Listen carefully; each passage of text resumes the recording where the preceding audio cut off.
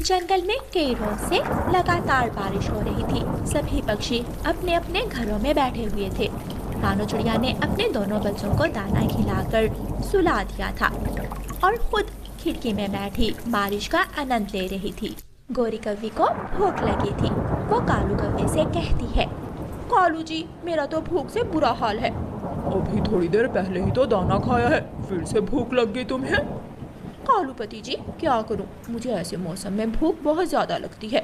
जाती हूँ और किसी को उल्लू बनाकर दाना खाती हूँ। गौरी कौवी अपना छाता उठाती है और अपने घर से निकलती है। गौरी कौवी रानू चिड़िया के दरवाजे पर जाकर दस्तक देती है। रानू चिड़िया दरवाजा खोलती है। गौरी, क्या बात है? तुम बारिश में यहाँ क्या कर रही हो? चिड़िया चिड़िया, जल्दी जाओ, तोते को कबूतर ने बहुत मारा है। दाना लेने पर दोनों में लड़ाई हो गई और कबूतर ने तोते को मार मार कर उसका सर फाड़ दिया है। ये तो बहुत गलत किया कबूतर ने। कहाँ है वो? पहाड़ों पर। जल्दी जाओ और जाकर तोते की जान बचा लो। रानू चिड़िया जल्दी में अपने घर का दरवाजा खुला छोड़कर ही पहाड़ों की तरफ चली जाती है। गौरी कौवी जल्दी से चिड़िया के घर जाती है और टोकरी से दाना उठाकर अपने घर भाग जाती है। रानू चिड़िया बारिश में भीगती हुई पहाड़ों की तरफ जाती है। घने जंगल में एक पेड़ की डाल पर कबूतर सहमा हुआ बैठा था। रानू चिड़िया दूर से ही कबूतर को देख लेती है और कबूतर के पास जाती है। कबूतर, बहुत जालिम हो तुम। तुम्हें शर्म न आई तोते को मारते हुए? तुम हमेशा दाना खाने पर लड़ाई करते हो। क्यों मारा तुमने तोते को? रानू चिड़िया, थोड़ा धीरज रखो। हुआ क्या है? मैंने तो किसी को नहीं मारा और ना ही मेरी तोते से लड़ाई हुई है। क्या? तो फिर तोता कहाँ है? तोता अपने घर में होगा। मुझे तो सुबह से वो मिला ही नहीं है। मैं अभी तोते से जाकर पूछती हूँ। अगर तुमने तोते को मारा हुआ तो मैं छोड़ूंगी नहीं तुम्हें। रानू चिड़िया वहाँ से उड़ती है और तोते के घर में जाती है। पति जी, खिड़की में मैं बैठूंगी। मैं बैठूंगा। मैं बैठूंगी। मैं ही बैठूंगा।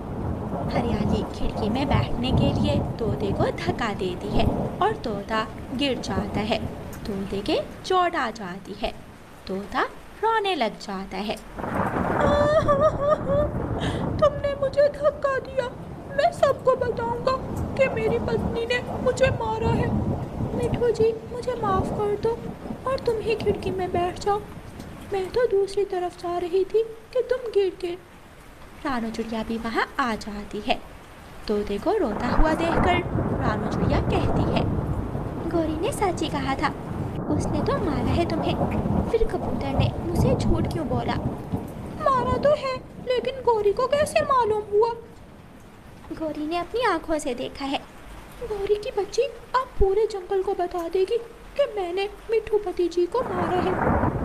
नहीं नहीं, मुझे तो गौरी ने बताया था कि कबूतर ने तोते को मारा है। ना ना, कबूतर ने तो मुझे नहीं मारा। मुझे तो हरियाली ने मारा है। मैं इसलिए रो रहा था। चिड़िया ये सुनकर हंसने लग जाती है। हरियाली बहन, क्यों मारती हैं आप मिठू भाई को? मारा कहाँ है चिड़िया? मैंने पंख लगाया और मिठू जी गिर गए। गौरी ने मुझे झूठ बोला। मैं जाकर पूछती हूँ गौरी की बच्ची को। रानू चिड़िया अपने घर की तरफ उड़ती है। गौरी, एक दाना मुझे भी दे दो। जब मैं तोते के घर से दाना चोरी करके लाया था तो मैंने तुम्हें भी दिया था।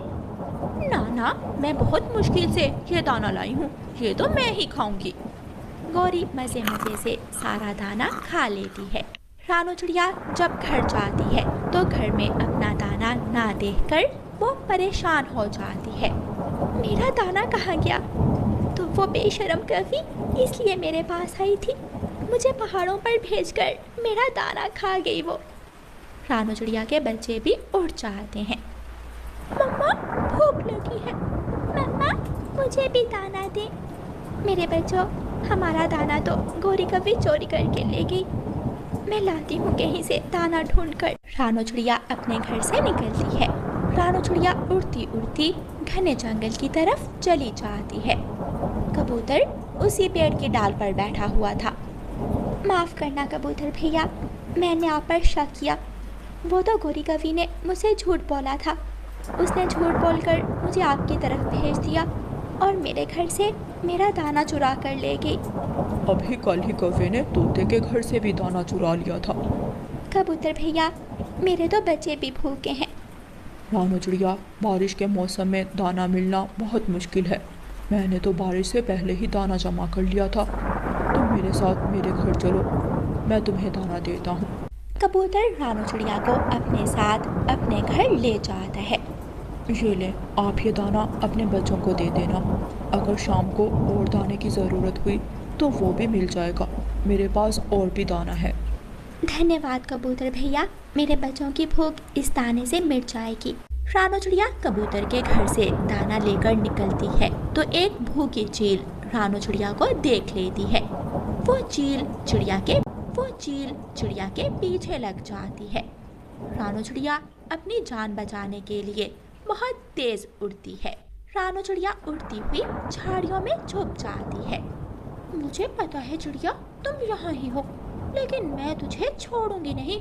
मैं तुझे खाकर ही अपनी भूख मिटाऊंगी। रानू चिड़िया झाड़ियों में जल्दी जल्दी थोड़ी दूर निकल जाती है और दूर जाकर फिर से उड़ जाती है। चील वहाँ ही बैठी रहती है। उसे पता नहीं चलता कि चिड़िया तो वहाँ से भाग गई है। गौरी कवि चिड़िया को खिड़की से देखकर जल्दी जल्दी घर से बाहर आती है। चिड़िया, तुम ये दाना कहाँ से लेकर आई हो? मौका अच्छा है इस गौरी को सजा दिलवाने का।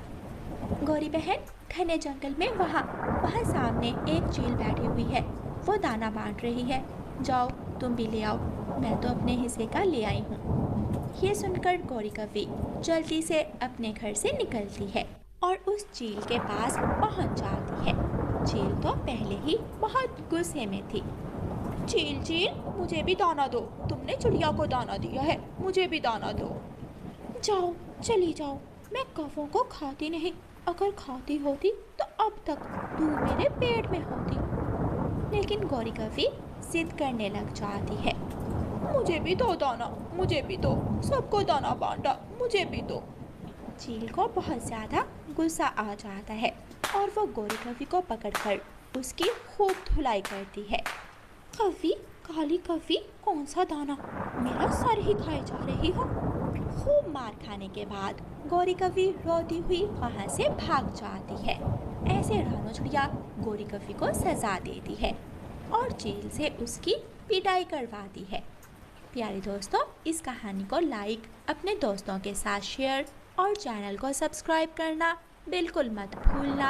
आपका